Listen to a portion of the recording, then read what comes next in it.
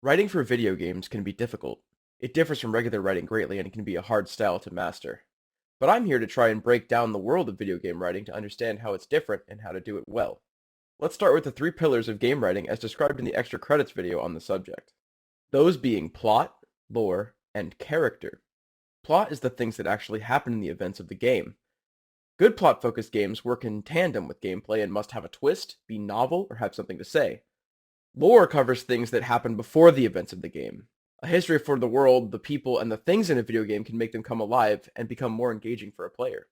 Lore is very important, because even when not explicit to the player, it can help guide future design choices and help maintain the equally important consistency of the game.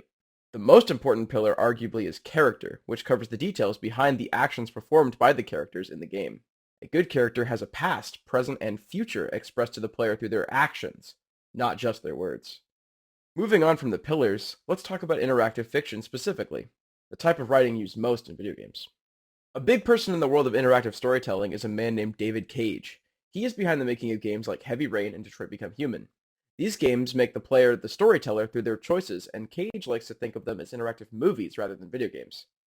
Clearly, Cage finds player choice in games very important, as he says in a TED Talk, "We as individuals are defined by the choices we make. Some of our decisions can have very significant consequences and totally change the course of our lives." Let's now move on to specific examples of different methodologies of interactive writing used in video games. First, let's look at Skyrim. Skyrim's basic dialogue system and branching narrative are shared among most of the Bethesda titles, and they don't provide much room for characterization. But where the game's writing shines is in its passive writing that urges the players to do certain things in an indirect manner. The best example I can think of is the case of Nazim.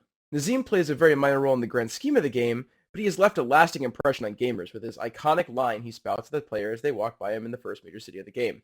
Do you get to the Cloud District very often? Oh, what am I saying? Of course you don't. In this one line, he dooms himself to death, as the player has all of the tools they need to kill him with no consequences. The game never tells you to kill him, of course, but the way he insults the player almost taunts them into it. Moving on to Fallout 4. Being from the same studio as Skyrim, the game features a similar dialogue and branching narrative system, but it offers more characterization in a couple of key ways. First, the game offers the player 4 choices for every dialogue. But the problem is that all 4 usually boil down to yes. You have the option of yes, which of course means yes. The option of no, which means yes, but later.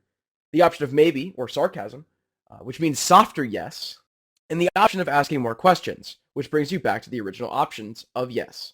This system removes player choice, but it also tries to ensure the player sees as much of the game as possible.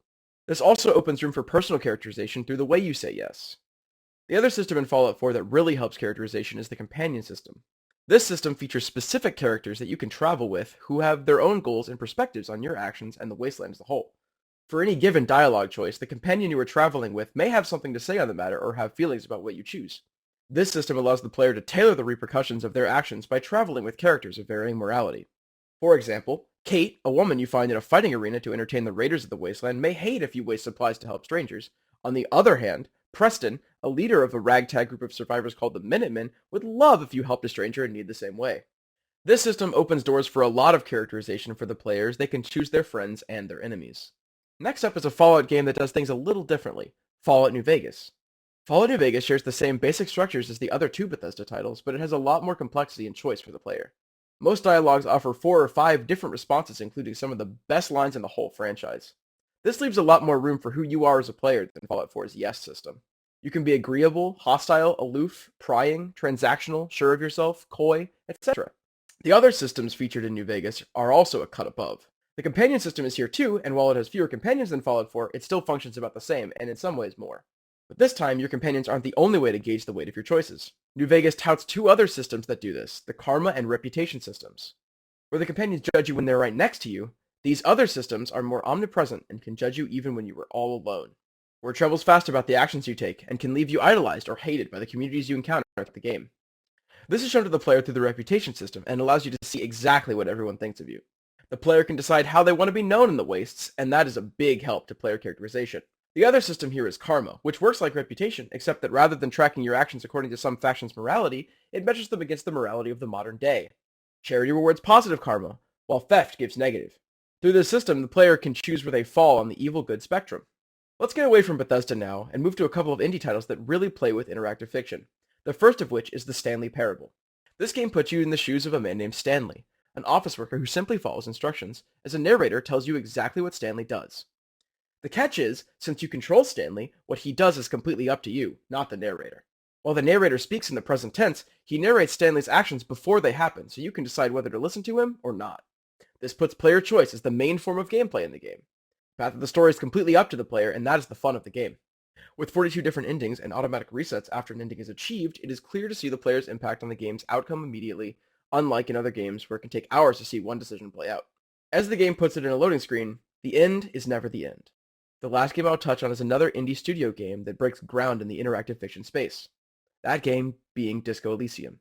In this game, the player takes on the role of a detective with amnesia, trying to solve the mystery of a death in a small town full of interesting history and people. The interactivity comes right at the beginning when the player chooses what kind of detective they are, because instead of traditional RPG stats, the player chooses how their mind functions. There are 24 different aspects of the mind you can bolster or ignore, and they change how the game plays out. You can also choose to internalize thoughts and philosophies you discover throughout the game that let you build your character even more. The dialogue ties into this system as well, because what you can say and how it comes across are heavily influenced by the aspects you prioritize. The strongest parts of your mind will often pitch in and give you their own 2 cents on the matter, such as your dramatic side helping you pick up on lies, or your authoritative side feeding you the perfect line to put the perp on the backstep. All these elements of your personality are personalities in themselves, and they are not necessarily reliable, so every time they pitch in, listening to them could be a boon or a bane. The amount of choice available to the player in this game is staggering.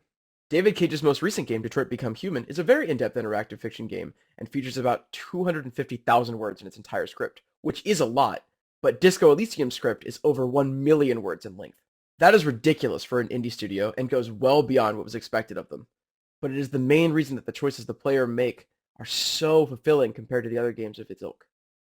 The world of video game writing is a massive and important one, but I hope that these examples of some tools used in the modern gaming space to make effective video game writing have been useful and made that massive world a little less daunting.